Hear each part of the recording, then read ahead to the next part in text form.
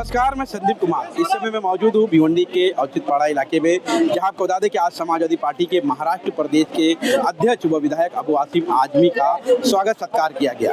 ये स्वागत सत्कार 30 साल उन्होंने जो राजनीतिक कैरियर में लोगों के हित के लिए कार्य किया उसको लेकर यहाँ पर किया गया, जिसमें भिवंडी शहर के अलग अलग 32 NGO सामाजिक संगठन के लोगों ने बढ़ चढ़ कर हिस्सा लिया और सभी लोगों ने उनकर जो है मेमोरेंडो देकर, सत्कार चिन्ह देकर सम्मानित किया। विशेष तौर पर बता दें कि यहाँ मंच से अबू आसिम आजमी ने सभी को संबोधित किया, लेकिन पत्रकारों के समक्ष आकर जिस तरह से देखा जाए कि चुनाव का दिन नजदीक आ रहा है, वैसे वैसे समाजवादी पार्टी में गुट बनते हुए दिखाई दे रहे हैं। विशेष तौर पर बात की जाए तो समाजवादी पार्टी के भिवंडी पूरब के जो विधायक रईस शेख, इनका यहाँ पर उपस्थित ना होना एक सवालों के घेरे में थे, लेकिन विधायक जो अबू आसिम आजमी ने उन्होंने जानकारी दी और पत्रकारों को संबोधित करते हुए क्या कुछ काम आपको जरूर सुनाएंगे। लेकिन समाजवादी पार्टी के कई बड़े चेहरे आज इस मंच पर दिखाई दिए। भिवंडी शहर के कई नगर सेवक और कई पार्टी दल के नेतागण इस मंच पर मौजूद थे। विधायक अबू आसिम आजमी ने क्या कहा पत्रकारों को, आइए सुनते हैं। देख रहे हो आप 20 साल के सफर को।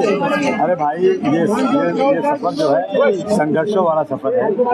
ये सफर जुल्म और नाइंसाफी के खिलाफ लड़ने वाला सफर। हमने यहाँ की इसको अप्रिशिएट किया है, तो मुझे खुशकिस्मती मेरी है कि भाई लोगों ने इस बात को नोट किया कि भाई 30 साल के सफर में हमने कोई अच्छे काम किए हैं, इसलिए उन्होंने बुलाया मुझे यहाँ पर। मैं इनका बहुत शुक्रिया अदा करना चाहता हूँ और ये हमारा सफर जारी और सारी रहेगा। जिस तरह आप हमेशा भिवंडी के ऊपर, भिवंडी के कार्यकर्ताओं के ऊपर प्यार जताया, लेकिन हमेशा आपको यहाँ से गद्दारी मिले, बहुत सारे लोग आपको छोड़कर भाग जाते हैं। क्या होता है ना कि छोटी पार्टियां जल्दी टूट जाती हैं। वो लालची लोग आज आइडियोलॉजी के लोग नहीं हैं, वसूल वाले लोग नहीं है। दुकानदारी हो गई है कि कहाँ ज़्यादा पैसा मिले, कहाँ ज़्यादा फायदा हो।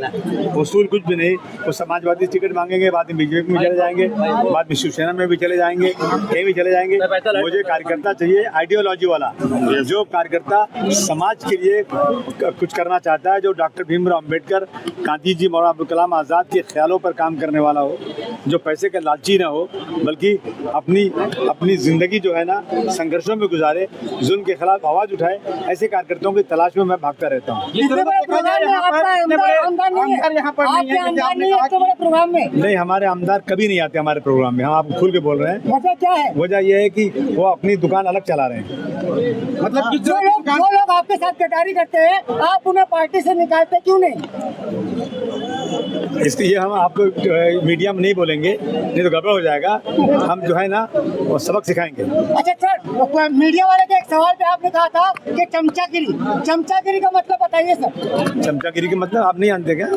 चमचागिरी का मतलब कि जो है चापलूसी, जबरदस्ती की चापलूसी, किसी की तारीफ करना। तो ये मैंने कब बोला चमचागिरी? किसको बोला मैंने? एक मीडिया वाले ने आपसे सवाल किया था कि आपके MLA जो है वर्षा गायकवाड़ से मिलते हैं, तो आपने कहा वो पता नहीं कहाँ चमचागिरी करते हैं। हाँ, तो और क्या जो वो वहाँ पे हमारी समाजवादी पार्टी के लोग अगर किसी और पार्टी के साथ जाके बात करें और अलायंस की बात करें, तो उनको हक नहीं है बात करने का। सर, वो डिसाइड तो समाज पार्टी का संगठन करेगा डिसाइड, तो जाकर उनके साथ बैठें। और वो वर्षा गायकवाड़ जो 19 साल तक बच्चे जेल में थे और बेकसूर छूटे, तो उनकी हमदर्दी के बजाय ये कह दें कि जल्दी इनकी अपील करो, ये छूट कैसे गए?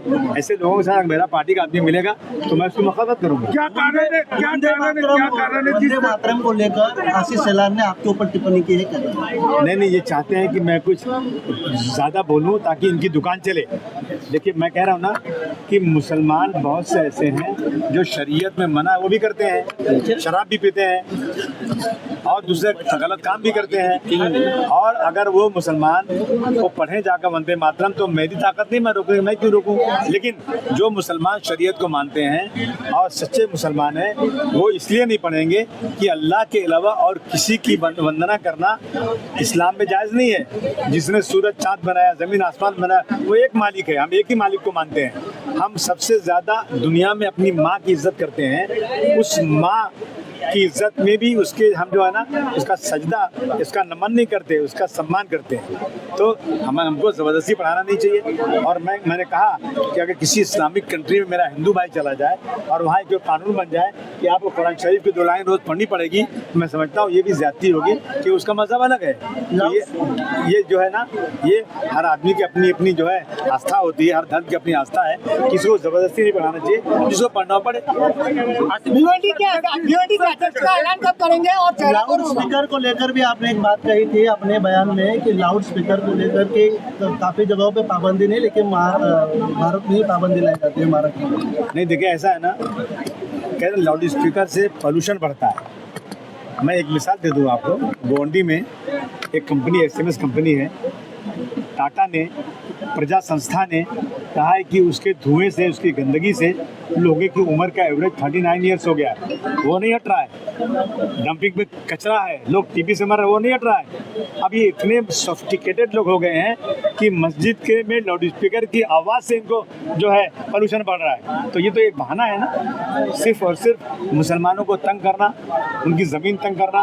उनके खिलाफ जितना काम करेंगे, उनको लगता है कि वही बोल करके ये सत्ता में आराम से आ सकते हैं, डेवलपमेंट कुछ नहीं करेंगे, लेकिन मुसलमानों को सताएंगे तो मेजॉरिटी खुश हो जाएगी। ये इनके दिलो दिमाग में है। सर आसिफ भाई, किस बात को लेकर आपके साथ यहाँ के विधायक दूरी बनाए रखे हुए? अरे ऐसे कितने आते जाते रहते हैं यार, कहाँ की बात करते हो?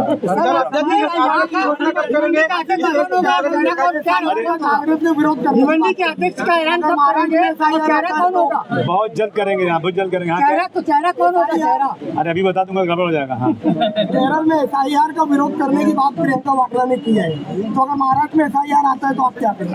100% विरोध करेंगे इसका हम लोग।